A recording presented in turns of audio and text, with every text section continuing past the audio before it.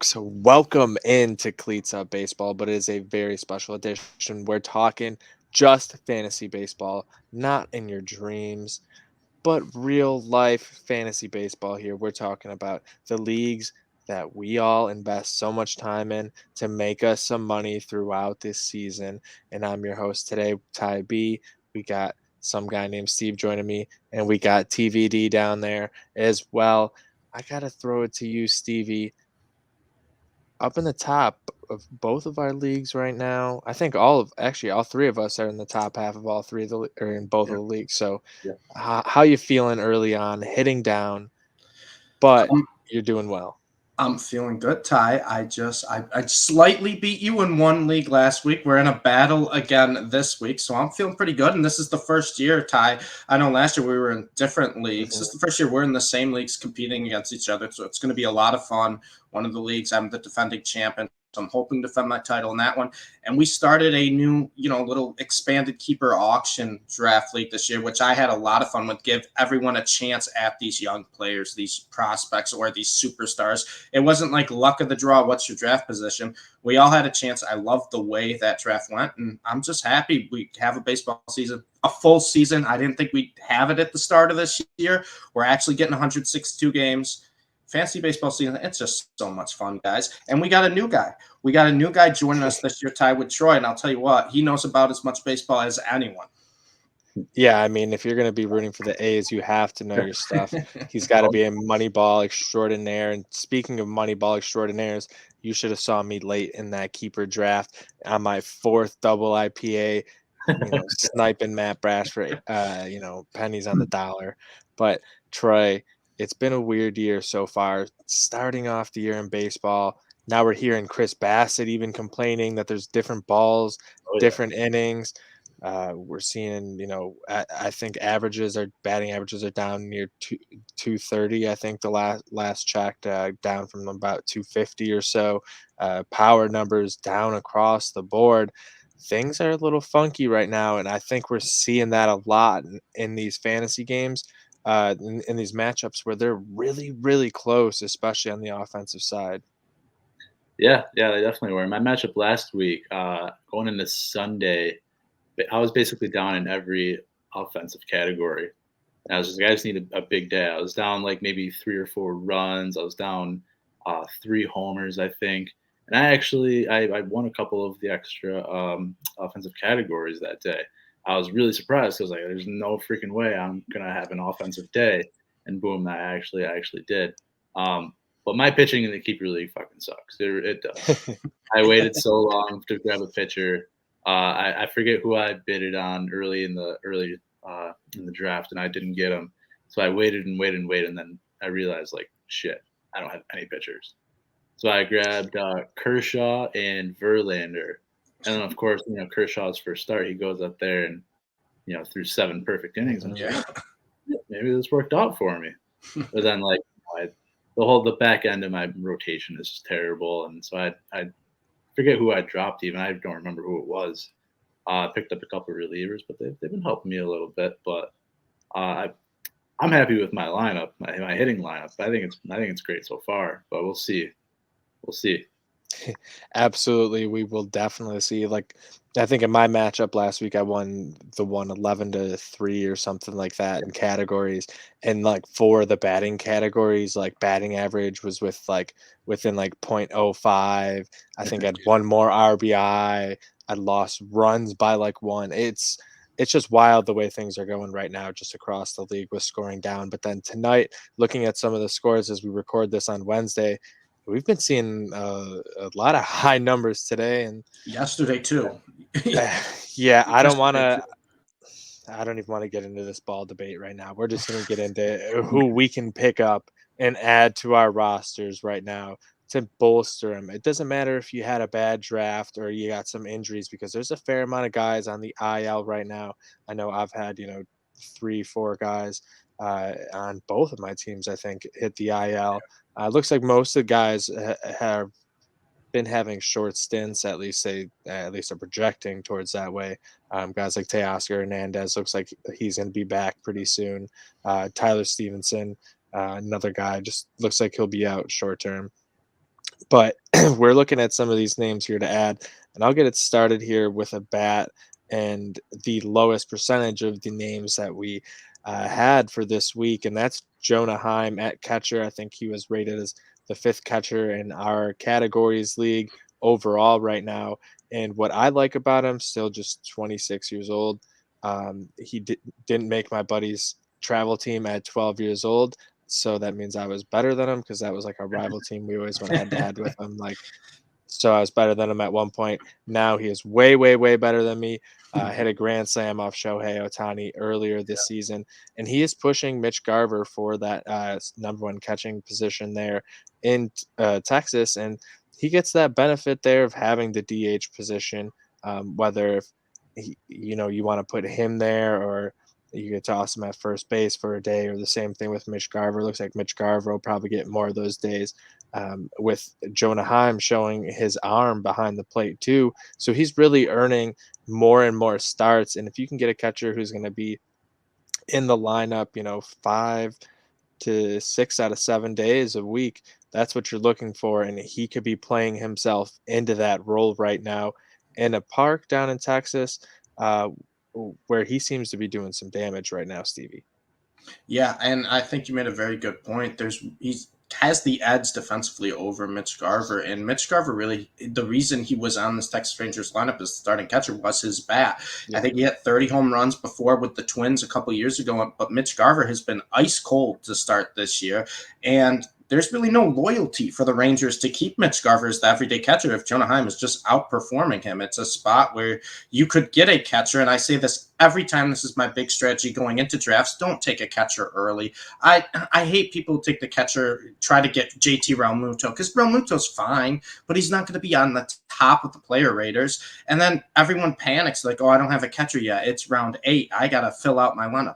Wait, you can get these catchers. There's going to be tons you can pick up as the year goes on. Yep. I think Jonah Heim is the first one that has popped up that is legitimate, could finish as a top 10 catcher, because all you really need for a top 10 catcher, a decent bat, and to play a decent amount of games. You play 120-ish, 130 games as a catcher, you're going to be one of the top catchers at the end of the year. That's just how the position has worked in the past season. Yeah, any offensive upside you can get is exactly what you'll take. I know a lot of guys who play even without a catcher in their lineups, because of that, because there's so many guys, who can pull you down. So getting a guy like Jonah Heim, if he can give you any offensive upside there, is great. I had Yasmani Grandahl. He's really struggled to start the season. I think he'll probably turn things around. He's another one of those guys in a tough situation playing in Chicago early on this season. They've been getting a ton of wins. So we'll see what's going on with that one. But Stevie, what's your first batter pickup of the year? So I'm going with Brandon Marsh of the Los Angeles Angels. There has been a lot of buzz around the Angels outfielders this year because it's young guys that are finally getting a chance to prove themselves. You have Joe Adell, who was their top prospect, I guess, this past year. He was right around the top one. But Brandon Marsh was their top prospect a couple of years ago. He was the number one prospect in this organization, and he's only 24 years old, and everyone has kind of forgot him.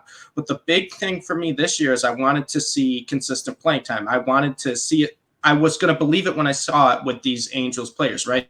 There's the hype around Adele. You have Ward and you have Brandon Marsh, but Ohtani's going to DH when he doesn't pitch. They have Mike Trout, and when Mike Trout's healthy, he's playing every single day in that lineup.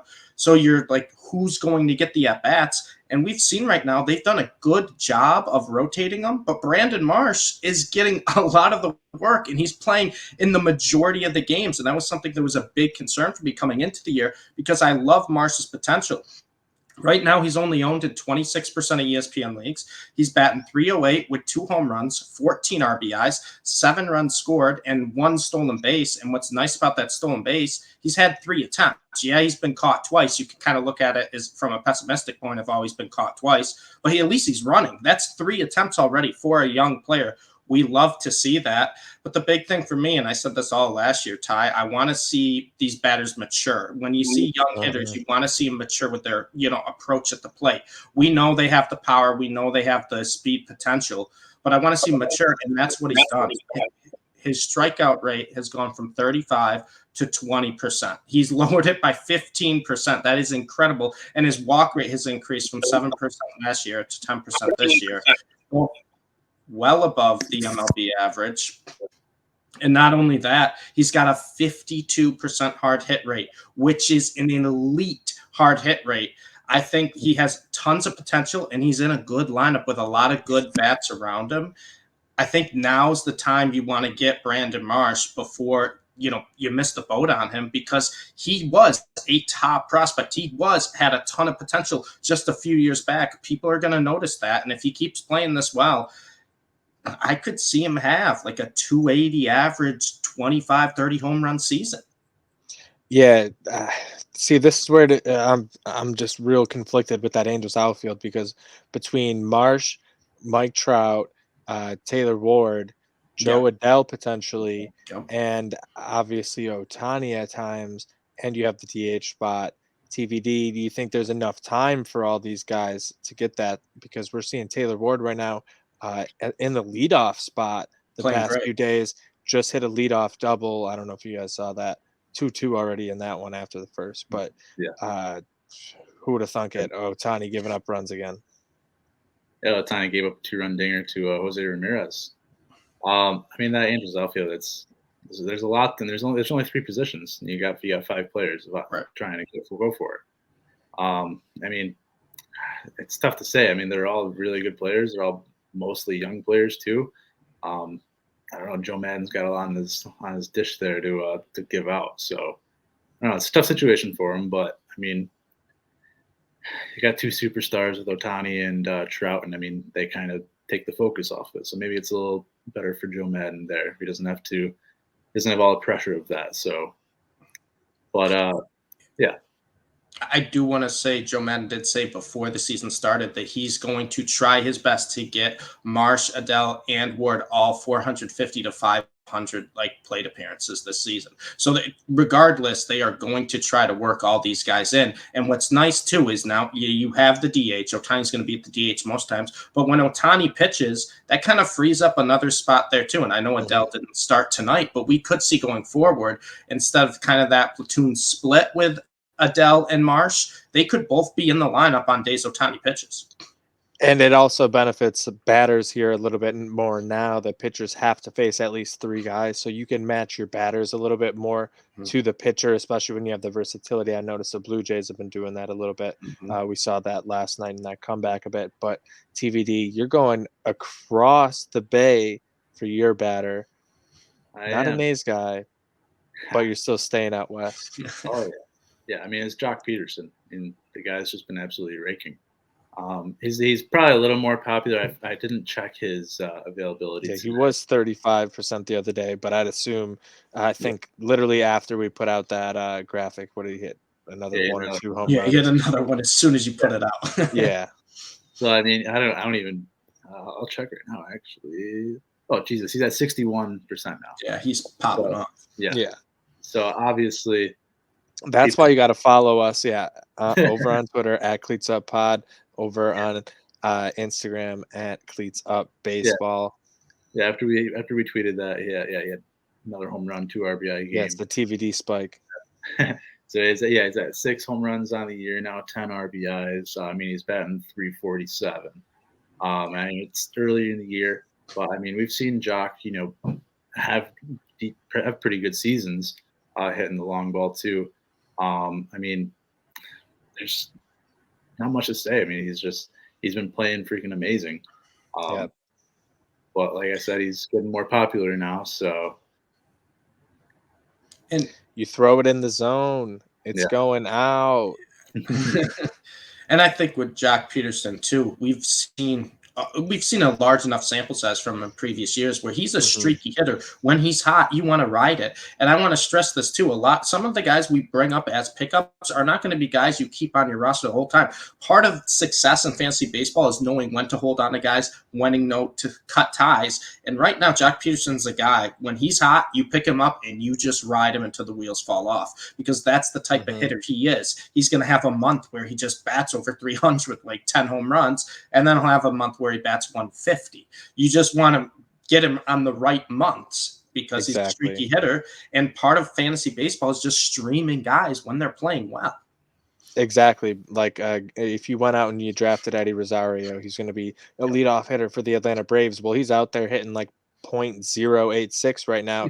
You can't have that on your roster. So you got to go out and get a guy who's streaky, who's hot right now to fill in for that. You might be able to get Rosario as soon as catches fire. He's not going to hit like that all season. He's a guy who's going to be probably more like a 280 guy. He's going to get you some stolen bases. So he'll have some sort of value later on in the season. But let's get into the pitching side a little bit here. I'm going with Matt Brash. Yeah, isn't it funny? Both my guys on the Western New York influence, but I believe in both of them a ton. We've seen Matt Brash all over Pitching Ninja. He's dubbed him Sir Brash because of all of some sort of night and blah blah blah. Because this man just keeps taking swords over and over again. Um, he continuously is making these MLB hitters look really stupid, and he's making the umps look just as bad because he is spotting up corners, but the ball just continues to move so much. He's not getting those, the benefit of some of those calls, which is going to happen when you're riding the edges.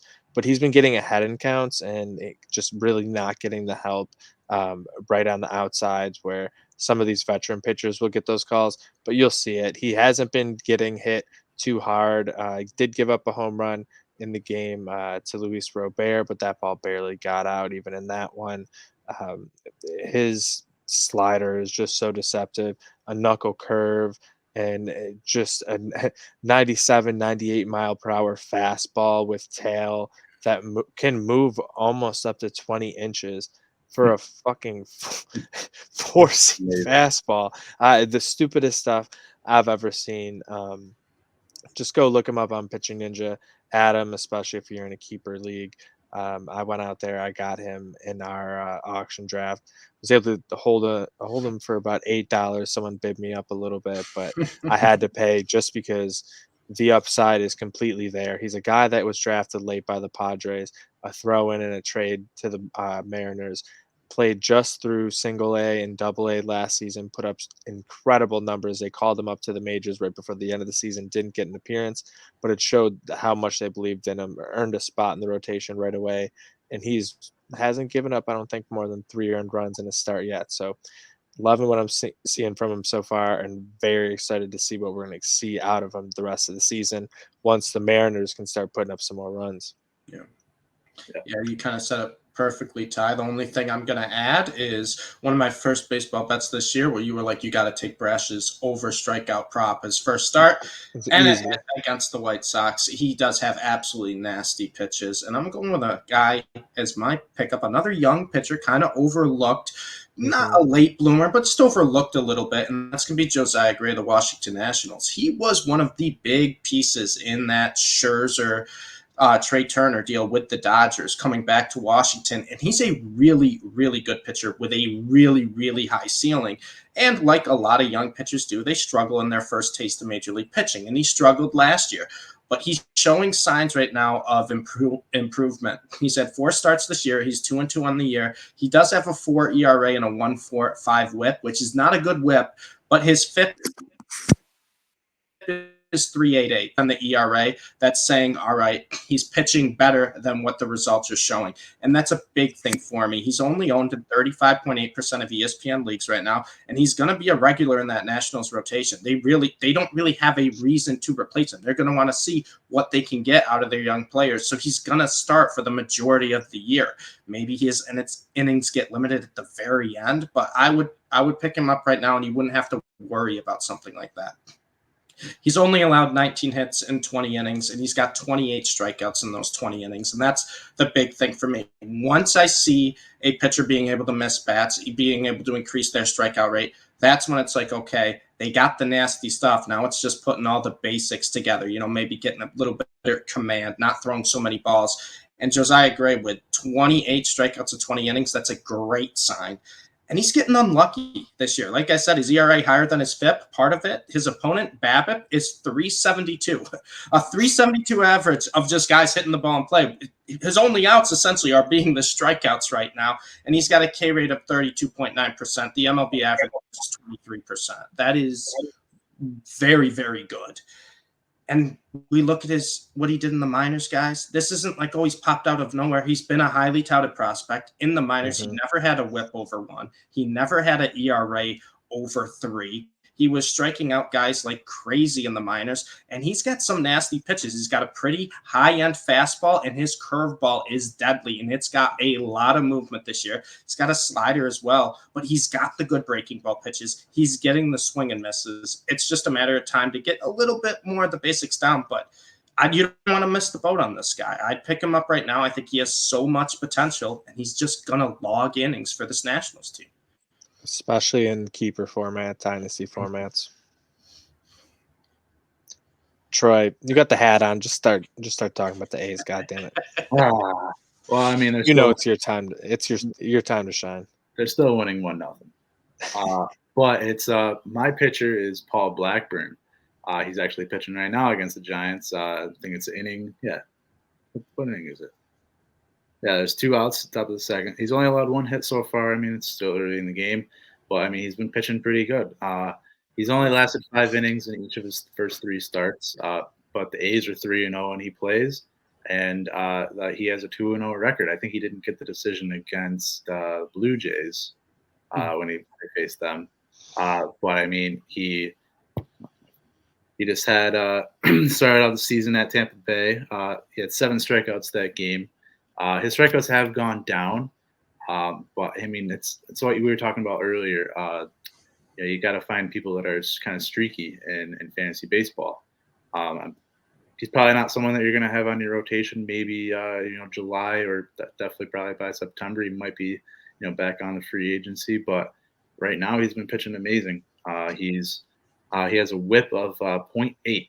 And I don't think he doesn't qualify for the league leaders because he only has 15 innings. But I mean, if he did, that's, I want to say, 8th or 9th in all of Major League Baseball. Yep. He's an ERA right now of 1.8. So he's been doing amazing. He's been doing amazing, and it's something I really didn't expect out of him this year. He's been on and off with the A's and the AAA for about 4 or 5 years now. He just hasn't stuck with Oakland. But I mean, he's made the opening day roster this year, and he's been doing amazing. I want to say he's rostered in 36.2% of leagues. So something to pick up, and that probably did boost a little bit because he's a starter tonight. Yeah. But I mean, he's facing another deadly lineup. I mean, Toronto, Tampa Bay. He won against Baltimore. Not really that deadly of a lineup. But now he's playing the Giants, and he's containing them so far. So he's my pitcher of the week to pick up, and hopefully he continues this. Yeah, and that's something we've seen out of the A's a long time, and especially after trading all the big names they did from that rotation, you have to figure out someone to step up. So they had to have believed they had some guys ready to go in that rotation, and it seems like they have, at least early on in the season. Seems like they're really surpassing early season expectations. And let's get into some guys who are also doing that. Byron Buxton doing it yet again. Another April where he is just going absolutely bananas. I say enough. He might change his nickname to Mr. April, but the thing is he going to stay healthy? Is it worth hanging on to him? He is the #1 ranked outfielder right now in fantasy yet again. 317, 10 runs scored, 6 home runs, 11 RBI, and a stolen base as well. We know he's got the speed, but we've seen the injury issues. You selling high right now, Stevie? I know TVD, you're worried about him. I mean, it depends what you can get for him. Here's the fact of the matter is, when healthy, Byron Buxton is a first-round fantasy baseball talent. He's probably a top 5 fantasy baseball talent. He can do everything for you. He's one of the best hitters in baseball when healthy. But he's played only 215 games in the last 4 seasons. He is just on and off the IL, and we already saw it this year. We had an injury scare with him. He got hurt in one of the games. He missed 2 or 3. He comes back. What's he do? He goes 4 for 4 and then hits 2 home runs the following night.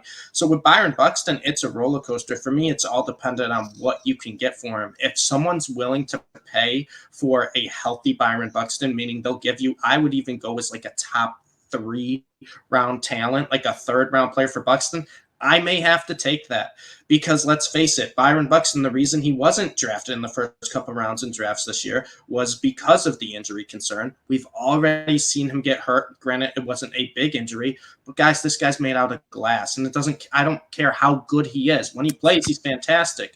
But if I'm only getting a third of the major league season, I can't justify holding on to him if the offer's too good. Now, if you're in a league and you just get some garbage deals where people are trying to trade pickups for Byron Buxton, then just ride the wave, right? Just ride the wave all season long, play him when he's hot, put him on the IL when he's hurt. But if you can capitalize right now, and it's a lot easier to do it now than before because he's been a monster this year. He's one of the top players in all fantasy baseball. If you can capitalize and get a player who's probably worthy of top 3, even top 4 value for him, top 4 rounds, I'm saying, so like top 50 player in fantasy baseball, I take it. Yeah. No, it's tough because I roster Buxton. I can't remember if I roster him in both leagues, but I know I do in the keeper league. Mm-hmm. But no one's offered for him. I mean, I don't know. It's one of those things like if I didn't have Buxton, I wouldn't be trying to trade for him in April or maybe even May. But I mean, if he doesn't get hurt and it's June or July and you kind of, I don't know, it's either you got to make the decision, okay, in June or July, is this time coming where like he's bound to get hurt, or you think maybe this is finally the year where he can, play 140 games, but I mean, he's just absolutely raking the ball. I mean, what has he got, like 5-6 home runs already? He had a walk-off the other night. And I mean, that ball absolutely was demolished. That thing went like 165 feet. And it looked like it went 600. Yeah. But I mean, it's like you said, he's made out of glass. We've seen him multiple times. I mean, all he did was slide into second base. And like looking at the replay, it didn't even look like he did really anything. Yeah. And he just was just laying there like he was done for. It scared me because I was watching that game live. I was just like, "Are you fucking kidding?" Yeah, it looked like one of those soccer injuries where you got to bring out the stretchers and carry him off, and then he comes back 5 minutes later, aka tomorrow, and hits 2 home runs. So yeah, I was just looking at the replay. I was like, where did he get hurt? Like, what could he have possibly hurt? It was just a head first slide, and he just laid there for an extra 10 minutes. I don't know. Sometimes you just need a nap, but you never know. So we'll get on to our next one here. We'll get on to the pitching side with 2 names here. First one we'll start with a bigger name here. Clayton Kershaw, obviously the 7 perfect innings in the first game of the season, just giving up 5 earned runs now over his 17 innings. 4 in that second start, a bit worrisome, only 3 Ks in his last start there. But against San Diego, a bit of a better lineup. Still just a .59 whip, though, overall. So obviously not walking guys, not giving up a ton of hits. When he usually gives up runs, we've seen over the past few years, it tends to be, a solo home run or a single, then a home run. But he usually is able to minimize damage. Another guy that you roster TVD with Clayton Kershaw, the age getting up there. He's dealt with some elbow issues now over the past few years. Yeah. A great start to the season, but we've seen some blips too. How you feeling on him? You selling him high if you get that deal? For my team, I 110% would. Like I said earlier, I waited too long for pitching. He was the first pitcher I got. So right now, if I can get, a better arm in there. I mean, not better, but maybe 2 arms for Kershaw, kind of replacing what I got on the end of my rotation. I would do it. I would really do it. I mean, I trust Kershaw. Like, I don't think he's gonna, he has been hurt in the past a couple of times, but I mean, he's always been a great pitcher. He's one of those guys who what you're kind of going to get every time he goes out on the mound. I mean, he's not going to give up 5, 6, 7 runs. I mean, yeah, if people wanted to trade him right now for, I can't name a player, but I would take it. I would take it 100%. Yeah, I mean, All right, Kershaw. yeah, I'm getting ready to offer a deal right now. Kershaw fits the Yeah. category for me of the big name, big production, and that's where you can capitalize on that, having someone overpaid, because Clayton Kershaw is a household name. People know him as one of the best pitchers in baseball since he's came into the major leagues. So if you can get someone to pay that, yeah, I think it's a good deal because he is 34 years old. He's lost a lot of velocity, and he has kind of changed his approach to pitching, relying a lot more on his off-speed stuff, which has always been absolutely just filthy. But he only had 22 starts last year. And one thing I will say about Kershaw is he has gotten hurt the past couple of seasons. If he gets hurt, the Dodgers are not going to rush him back. They have a number of arms in both the major league and the minor leagues that they can plug in there into their rotation. They have probably the best lineup in baseball, so they don't really need an ace every outing. And Clayton Kershaw, we've seen in the past, they will take their time with him. So it's another one. I hate saying that injury is the reason why I would want to trade a guy, but Kershaw is pitching incredible right now. He's in 3 starts. He has a 2 FIP. He has a 2 FIP, almost a 0.6 whip. I mean, it's been incredible.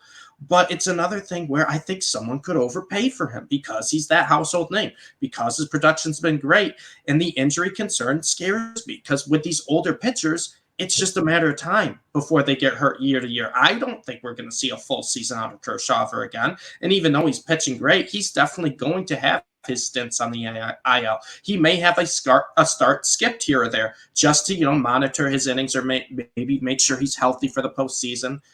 So Kershaw's another one where I think now is probably the time where you could actually get a good return for him.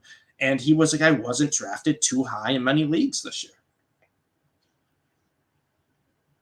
I think you can absolutely get a ton of value for him when you look at where you drafted him versus some of the names you might be able to get, especially when you're in a situation like TVD where you could maybe use those 2 arms to replace what Kershaw does, especially over the long haul of the season. He's been a guy who's been scratched, for back spasms and other things like that, outside of some of those arm issues. So you never know when any of that's going to rear its ugly head. Travel, everything else, blah blah blah. There's a shit ton of stuff we have to deal with, outside of just the ball game. But another pitcher here, but on the flip side of things, a younger arm who's just been absolutely lighting things up. My guy Alec Manoa. No, don't offer me a trade for him. I don't know why people do it. I got him for $21 in our keeper league. People are trying to offer me Mookie Betts, who they paid $52 for. I would never even keep him. So, like, why would you even offer him to me? Um, I could drink a full 4-pack of triple IPAs. You're still not getting them. Um, I'm not selling high because I believe in him for the long term, in the keeper league. So like that's my main thing in a keeper league, not selling high. I could see um, people being willing to move him in, just a standard format league, especially because his K numbers aren't incredible, at least thus far, but he does have so much in his arsenal. I just don't think he's trying to pitch for strikeouts anymore. He's kind of learning to be a real major league pitcher, by being around guys like Hyunjin Ryu, whose mind he really picked last season, and it's learning how to pitch at the major league level and just get outs. Like you learn what the batter's trying to do, you pitch against it. He's added different changeups, like 3, 4 different fastballs to his arsenal. His slide piece is still incredible. So when you look at the stuff he has, like it's great, but you might not always get the strikeout numbers, but you should be able to get the run support. So it would have to take, I think, a haul. But if you're getting a haul, it could be worth it, right, Steve? Yeah, I mean, I think everything has its price, right? There's a price for every type of player. There's a price for every deal. But Manoa is a guy to me that he has pitched well at every level of baseball. He kind of flew through the minors and he pitched incredible last year when he got called up. And I did not expect him to pitch that well, besides a couple, bad starts here or there. Overall, his season was great. 20 starts, a 3.22 ERA, a whip of 1.04. I mean, he had a K per 9 above 9. Like it was a good first stint of major league pitching. and he's doing it again at the start of the season. So my question to Utah is like, why not just hold on to him? He may just be a guy who's just a really damn good pitcher. I'm not offering him up. I would potentially listen, but it would have to be a haul. That's what I'm saying. Like, I'm not seeking that out if I'm an owner like myself. And that's what I think I was going to say is I'm not someone who's like, oh, Manoa's off to a good start. I got to see what I can get for him. If someone wants to make an offer of Manoa, sure. But I am more than happy, regardless if it's a dynasty, regardless if it's a redraft league, just holding on to Manoa all year long, because I just think he's a really, really good pitcher. And he's kind of flown under the radar because he's on a team where you have young superstars, Vlad Guerrero and Bo Bichette, that get all the hype, where Manoa has been fantastic, but he doesn't get talked about as much. I think he's someone you just kind of hold on to and hope that this is just turning into one of the best young pitchers in baseball. Yeah, I could see Manoa leading the AL in wins this year because, I mean, if he pitches great, I mean, obviously they're putting the team in a good position to win. But even if he gives up a couple of runs, that Blue Jays offense is probably going to score more runs than the other team. So, I mean, I would keep him at all costs. You know what I mean? I mean, he's pitching great, but he's a one whip, I believe. He only has like 6 walks all year. I mean, like I said, I would keep him at all costs because I could see this guy winning. He's got 3 wins so far in 3 starts, I think. So, what, 20 games possibly? It's very possible. Yeah, definitely. So I would keep him at all costs. Absolutely. So let's move on to these are more buy low guys. And I wanted to do this one as a pair because they're 2 big name guys on the same team that a lot of people very high on coming into the season. Both young guys on the Seattle Mariners, both playing in the outfield, Jared Kelenic and Julio Rodriguez. Jared Kelenic and Julio both struggling to get on base. But when they do, they're able to get around. Kelenic just hitting 154, but he does have 5 runs scored, 2 home runs, 7 ribbies, and he does have 3 stolen bases. While you look at what J-Rod's doing, hitting just a little bit better. He's at the Mendoza line, but 8 runs scored, no home runs yet, 6 ribbies, and 6 stolen bases. So obviously they're doing a lot in the stolen base category when you're playing in categories, but not doing a ton in points formats. These are guys who are, top 5, top 10 prospects over the past 2 years that have crossed into the league. Where are you guys on them? If you can get them at the right cost, are you guys, going out there making the move, or you staying away? If anyone, I'd pick Julio Rodriguez. Yeah, I think I'm there too. Yeah, I mean, Kelenic was the big superstar. Well, not superstar, the big prospect to come up last year, and I mean, I don't think he really lasted in the lineup that much. From what I remember, he bounced out of it. Yeah. Didn't he hit a home run like one of his first at bats or something? And it was really, like his first couple games, I think he had like 3 or 4 extra base hits, like in the first series, and then he went on like a 1 for 8. Yeah. 2 versus 100. He got out of the lineup, and that's the big concern for me for Kelenic is we're not really seeing too much of an improvement right now with his approach at the plate. He's still getting just fooled by breaking balls, and that was a huge concern last year. He can hit a fastball. He'll hit any fastball you throw at him, but Major League pitchers are like, fine, we're just going to throw you off speed because you can't handle it. Julio Rodriguez, on the other hand, I think the sample size is still way too small. He has never played above the AA level before this season, so I'm not too concerned about a 200 average. I love that he has 6 steals and 6 attempts because that is the speed we saw in the minors translating already, and I'm not worried about the power either. I would rather try to get Julio Rodriguez. I think if Kelenic keeps struggling, you could actually find him on the waiver wire. He's available in half of ESPN leagues right now. I think he's only owned in 50% of leagues. Rodriguez is a guy people are going to hold on to a little more. He's owned in like 60%, I think. Is a So he's 60. still available in a fair Mhm. amount. But Rodriguez is a guy that I think that if you want to get Rodriguez, if you believe in his potential, now's the time to go after him, because it takes, with these prospects, with these top end guys, these big hype players, if you have a week where Rodriguez bats 350 and 3 home runs, his asking price has quadrupled. So now is the time if you want to go get him. And those 6 steals for me is a huge plus. If he's running like that and he can figure out his bat just a little bit, doesn't have to tear it up like he did in the minors, but Mhm. just be good enough to stay in a lineup regularly. I love it. And the Mariners, I think, are going to have a good lineup as the year goes on. So that helps with the counting stats too. Yeah. Yeah, I mean, if you're gonna tell me he's gonna hit 270 and give me 30 stolen bases, I don't care what that home run number is the Same. first season.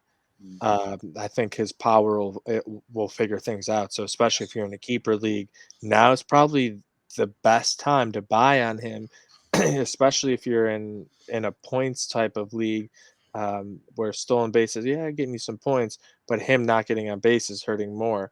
And the lack of home runs, obviously, but his power has been there at every level. It was there last season when he went and played in the Olympics and everything. It was there as soon as he came back and got vaulted up to AA. So I'm excited to see what he can do. And let's talk about some more of these prospects, some of these other guys who are playing over in the minors right now. A guy who we all sort of thought would make the roster coming out of camp, but had some injury issues. Adley Rushman for the uh, Baltimore Orioles. He's down playing some rehab games. I think he had was it a double or triple to start out in his first appearance back. So it looks like he's getting into the swing of things. So that'll be a good thing to see. And then we got Gabriel Moreno for the Blue Jays, one of the names I'm always watching. Got to see him play a little bit last week. He seems to always barrel up the ball real well. Hitting 286 over his first 10 games right now with the Buffalo Bisons, 4 doubles in that stretch. No home runs yet. He's been piecing them up though. There's a few other guys, O'Neill Cruz, I think, who we could see getting called up very soon. Stevie, any other names you're monitoring right now? I think you kind of need a couple of the big ones. I was actually going to bring up O'Neill Cruz before you said it. I know you talked about Jaron Duran too, is another one who I Hmm. thought was going to on the major league team as the season started. But what I will say is just almost like a generic statement is if you see a hitter struggling on a team, like if there's a guy who's supposed to get regular at bats and he's struggling, look in their farm system and see if there's a guy that's pushing the door and saying, hey, it might be my opportunity. But Tristan Adley Rushman, Casas is right there. Christian Casas, another one too. But Adley Rushman, Ty, to your point, there are a lot of struggling catchers right now in fantasy, and it's been a struggling position for a long time. Adley Rushman is owned in 27% of ESPN leagues, meaning he is available in over 70% of leagues. And I know, myself included, and a bunch of other people do not like to take catchers early. It's one of my big strategies. I just don't think it's worth that type of draft capital.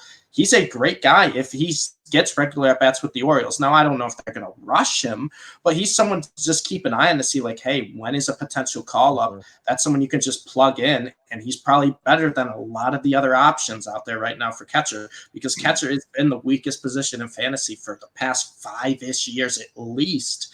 And Rushman is a top prospect at the catcher position who is a great hitter and not a good hitter. He's supposed to be a great hitter. Now we'll see how he adjusts to major league pitching, but he's definitely someone that if we hear any word of a potential call up soon, pick him up, man.